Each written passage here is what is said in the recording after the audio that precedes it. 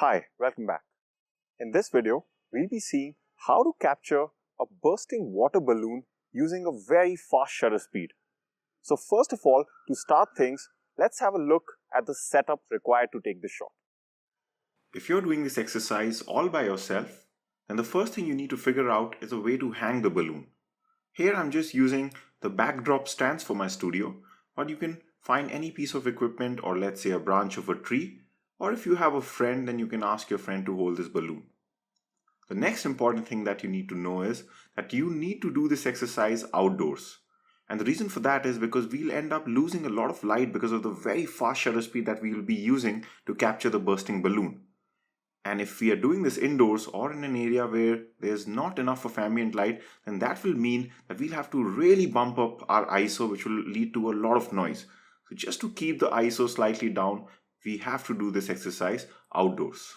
The next thing that you would need if you're shooting all by yourself is a way to burst the balloon.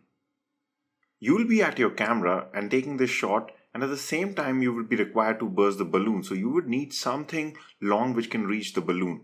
So here I'm just using a stick at the end of which I have taped a needle. Then you'll dial in the appropriate settings and you're all set to fire away the shots to capture this bursting balloon.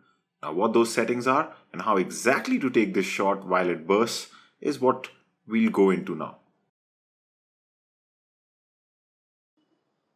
That's great. So now that we know what exactly is the setup to take this shot, let's dive into our camera and see what settings will help us achieve this shot.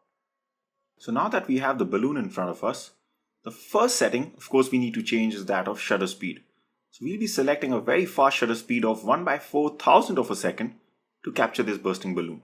The next thing to keep in mind is that you have backed away and that you're zooming in instead of going very close and zooming out. So don't zoom out like this and go close. Instead, go back and zoom into 55 mm on your kit lens so that you're slightly away from this bursting balloon. Otherwise, the water from it can damage your lens.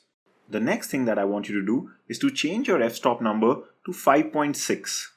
You don't have to understand why we're doing this right now. You'll understand this when we go through the section on aperture, which is coming up next in this course.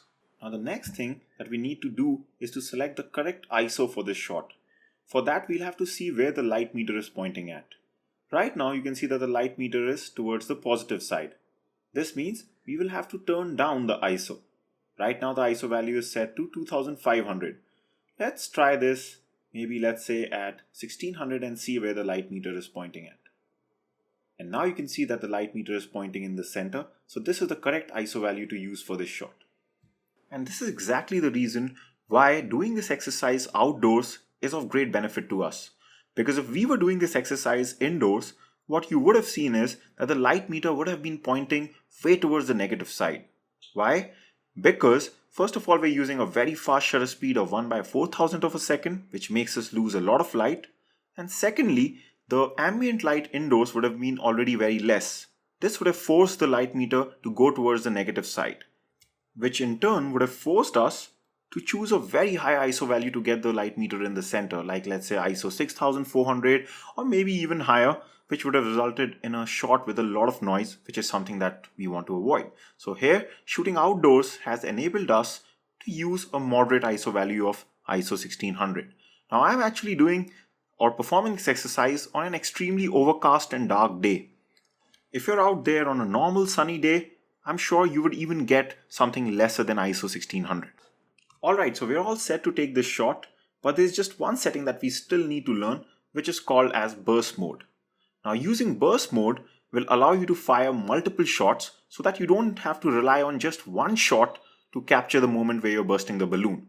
So taking multiple shots increases the likelihood of capturing that moment where the balloon gets pricked. So first of all, let's see how to activate this burst mode on our Nikon and Canon cameras. And then we'll come back to this shot. If you have a Canon camera, there are two ways to activate the burst mode. The first is to press the Q button to access the in-screen controls and then locate and reach the drive mode.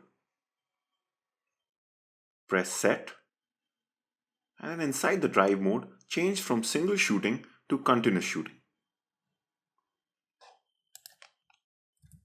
Another quick way is to directly locate the drive mode button, which is a button with multiple squares. Press it and select continuous shooting.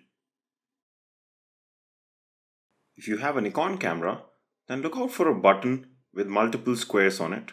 This can be placed at different positions in different cameras. But once you locate it, press it, and you'll be able to access the release mode. Inside the release mode, select continuous shooting option. When you're on the burst mode, the camera is ready to take multiple shots. The whole procedure of taking a shot remains exactly the same.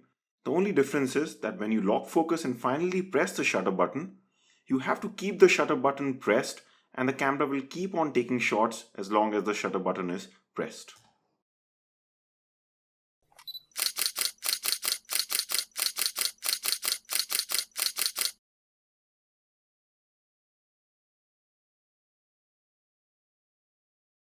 So let's come back to our shot. Let's activate the burst mode. And now we are fully set to burst this balloon using the needle. So I'm going to bring the needle closer, lock focus on the balloon and fire away. Let's go.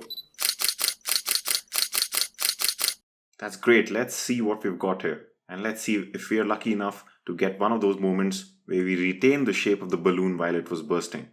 So let's see what the camera shows us. It's going to show all the shots in a series. Here we go, here we go. And there, we've got a shot if you just saw. Let's see how this shot looks. So you can see here that we've been able to capture the moment of time when this balloon was pricked.